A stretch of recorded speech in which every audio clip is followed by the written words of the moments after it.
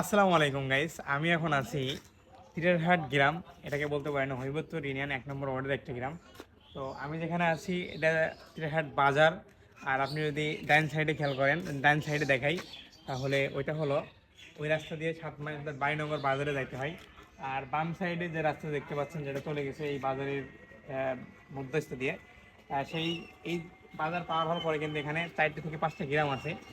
আর এই গ্রামেই কিন্তু সব থেকে বেশি, এই যে 5টা 6টা গ্রামের কথা বললাম, এই 5টা 6টা গ্রামে কিন্তু সব থেকে বেশি টলের আবাদ হয়ে থাকে, অর্থাৎ শাক সবজি যেটা।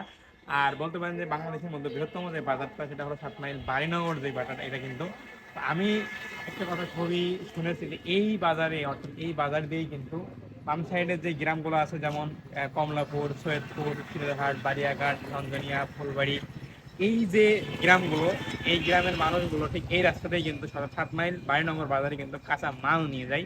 তো আজকে আমরা দেখবো, আমাকে একজন বলছে যে ভাই এখানে আপনি প্রতি মিনিটে মিনিটে 2টা থেকে 3টা করে গাড়ি দেখতে পারবেন, কাঁচামালের গাড়ি। কেউ ভ্যানের পিছনে, কেউ করিমনের পিছনে, কেউ ইজি বাইকের মধ্যে, কেউ সাইকেলের পিছনে, মোটর সাইকেলের পিছনে, যে যেটাই সুবিধাবোধ মনে করে, যার হাতের কাছে যেটাই থাকে সেটাই, তাই সেই জায়গাটাই কিন্তু সে কাঁচামাল নিয়ে যায়। আর এখন সব থেকে কিন্তু বড় যে সিজন সেটা হলো পটলের সিজন।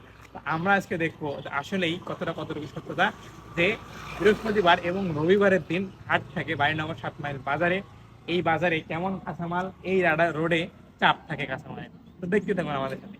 আমার সামনে যে গাড়ি দেখতে পাচ্ছেন এটা হলো যে পটলের, যেই প্রতি মিনিটে মিনিটে কিন্তু এমনভাবে গাড়ি যাতে আছে। আর দেখেন খানিকক্ষণ পরেই কিন্তু আবার চলে আসবে আরেকটা গাড়ি। যে আপনি যদি খেয়াল করেন তাহলে এখন আমি যে ভিডিওটা অন করছি 1 মিনিট মতন, তার মধ্যে থেকে দেখেন এভাবেই কিন্তু প্রতিনিয়তভাবে এই যে সম্পূর্ণটা কিন্তু পটল। আর এই দেখেন সম্পূর্ণটাই পটল, এটাও সম্পূর্ণ পটল। এই যে আসছে, এই যে আসছে দেখেন, এটাও কিন্তু সম্পূর্ণ পটল। এই যে দেখেন সম্পূর্ণ কিন্তু পটলে ভরা। এই যে দেখেন, আমি আপনাকে এটা থেকে কী বললাম, আমি এখন কিন্তু আছি বর্তমানে এই যে তিরেরহাট বাজারে। এখানে কিন্তু এভাবেই ঠিক আপনি যদি খেয়াল করেন যে 5টা থেকে 7টা গ্রামের এভাবে কিন্তু কাঁচা মাল, কেউ পরিমণে, কেউ মোটরসাইকেলের পিছনে, কেউ সাইকেলের পিছনে, এভাবেই কিন্তু এই দেখেন মোটরসাইকেলের পিছনে যার যা আছে তাই নিয়ে কিন্তু এখানকার কৃষকরা আর কি প্রতি হাটবারেই বৃহস্পতিবার এবং রবিবারের যে হাট, সেখানে কিন্তু তারা এই কাঁচামাল নিয়ে যায়। দেখেন ইজি বাইকের মধ্যে দেখেন পটল। সুপ্রিয় দর্শক মন্ডলী, প্রতি সাপ্তাহিক যে বাড়িনগর অর্থাৎ 7 মাইল বাজারে যদি হাট হয়ে থাকে বৃহস্পতিবার এবং রবিবার, আপনি এভাবেই আপনি যদি এই বাজারে এসে দাঁড়ান তাহলে কিন্তু এভাবে এই যে আমি যে রাস্তার উপরে দাঁড়িয়ে আছি, এই রাস্তা যেই কয়টা গ্রামের বয়ে গিয়ে তারা কিন্তু এই রাস্তা দিয়েই কিন্তু তাদের যে শাক সবজি তারা বাজারজাত করে থাকে, এবং এটা কিন্তু দেখতেও কিন্তু অনেকটা সুন্দর লাগে।